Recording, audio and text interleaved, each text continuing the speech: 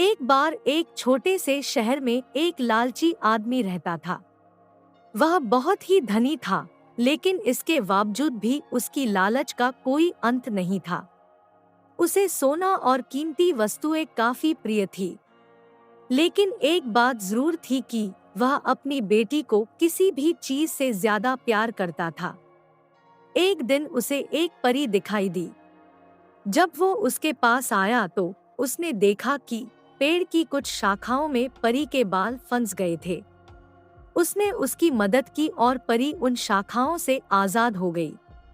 लेकिन जैसे जैसे उसका लालच हावी हुआ, उसने महसूस किया कि उसके इस मदद के बदले में एक इच्छा मांगकर वो आसानी से अमीर बन सकता है।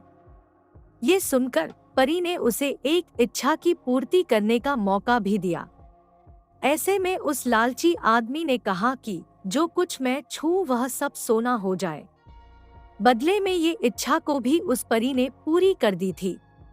जब उसकी इच्छा पूर्ण हो गई, तब वो लालची आदमी अपनी पत्नी और बेटी को अपनी इच्छा के बारे में बताने के लिए घर भागा। उसने हर समय पत्थरों और कंकड़ को छूते हुए और उन्हें सोने में परिवर्तित होते देखा, जिसे देखकर वो बहुत ही खुश भी हुआ। घर पहुंचते ही उसकी बेटी उसका अभिवादन करने के लिए दौड़ी। जैसे ही वह उसे अपनी बाहों में लेने के लिए नीचे झुका, वह एक सोने की मूर्ति में बदल गई। ये पूरी घटना अपने सामने देखते ही उसे अपनी गलती का एहसास हुआ। वो काफी जोर से रोने लगा और अपनी बेटी को वापस लाने की कोशिश करने लगा। उसने परी को खोजने की काफी कोशिश करी, लेकिन वो उसे कहीं पर भी नहीं मिली। उसे अपनी मूर्खता का एहसास हुआ, लेकिन अब तक काफी देर हो गई थी।